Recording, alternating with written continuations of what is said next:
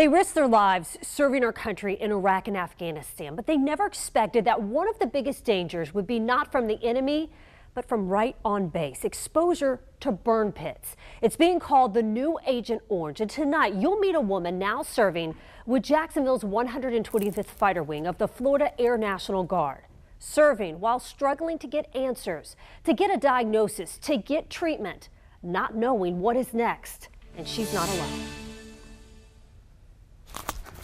You know, everything that I do, I have to gut out now and like near tears, whereas that's not who I was. Nicole Raska looks like and is a warrior. What you don't see are her invisible wounds. I noticed just this shortness of breath.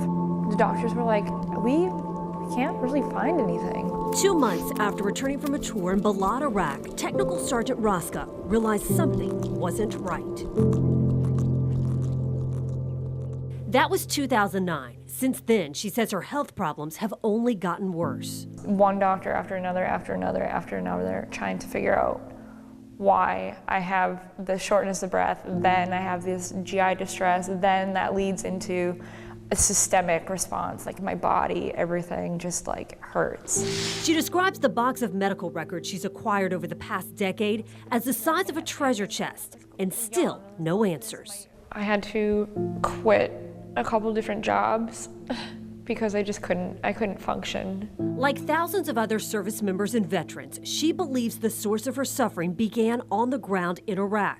Part of her mission with the Minnesota Air National Guard in 2007 and 2009 was to dispose of classified material.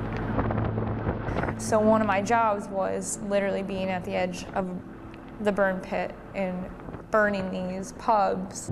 What she remembers the most was the toxic smell in the air and the plumes of smoke that hovered over Joint Base Balad day and night. You cough up, I mean, black stuff, gray stuff, really, really gross stuff.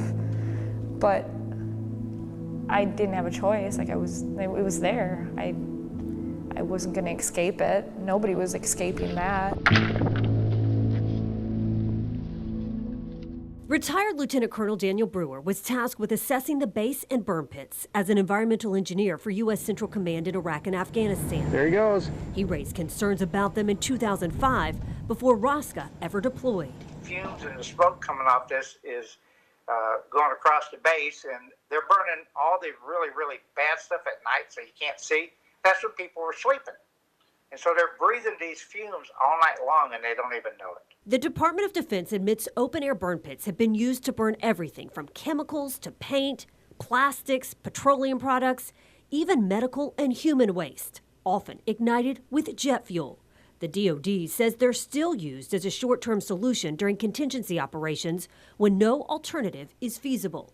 What makes you think that your symptoms and your issues are connected to the burn pits? What else would it be but this thing that I was exposed to that clearly has documentation, a page after page after page of these carcinogens and all these other things. Spread your arms into the hands. While the Veterans Administration is continuing to study the health of deployed veterans, right now it says research does not show evidence of long-term health problems from exposure to burn pits. But this 2006 Air Force memo raised concerns that they pose an acute and chronic health hazard. Raska has watched others in her unit get sick. Some even die after returning from deployment. Amy Muller served with her in Balad. She died of pancreatic cancer at the age of 36, leaving behind her 3 children and husband. When I think about stuff like that, I'm 33, so I'm like, well, when is it going to be when's my turn? In 2014, the VA started a registry for those exposed to burn pits to report health concerns. It now includes the names of more than 173,000 veterans and service members, more than 9,000 from Florida. But surviving family members are prohibited from registering the names of loved ones who died after being exposed to burn pits, something Senator Marco Rubio says needs to change. Government agencies are usually resistant to anything that could lead to an increased cost in their budget they haven't planned for. But I don't think there's any excuse to not provide men and women who served our country the care we promised them. Senator Rubio says enough people are coming forward that this deserves more attention. If you have unexplained ailments that could be service-related, my sense is that the presumption should be that it should be service-oriented in our thinking. Retired Army Captain Leroy Torres, co-founder of Burn Pits 360, is fighting for those suffering while he himself fights a debilitating lung condition. That's why our slogan has been the war that followed us home. His group started its own burn pit registry and says more than 500 veterans exposed to toxic smoke have reported what they believe to be service-related cancers. More than 100 have died. The VA declined our request for an interview, but says of the roughly 11,000 burn pit-related claims it has processed since 2007, about 2,000 have been granted. 80% have been denied. Torres's organization wants the VA to recognize the link between illness and burn pits and to compensate those who are suffering.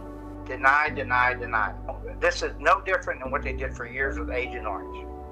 Wait till enough of them have died off and then we can manage it and then we'll recognize it. But when I'm sitting here saying there's something wrong with me, hear me.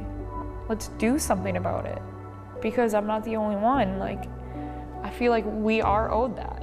And to the VA, to the military, what do you want to say to them? What do you want them to know? That this is real. That your people are suffering.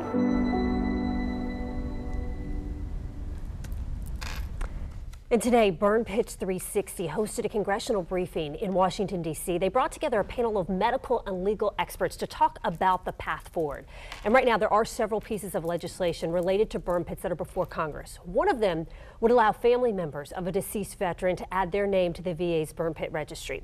And another piece of legislation, it would require the VA to begin treating veterans suffering from the lung condition that Leroy Torres has. And I have a lot more information on all of this in this story on firstcoastnews.com. Now, Nicole, the service member we just saw, it's really powerful when she says, hear me. I mean, something's wrong with me, hear me.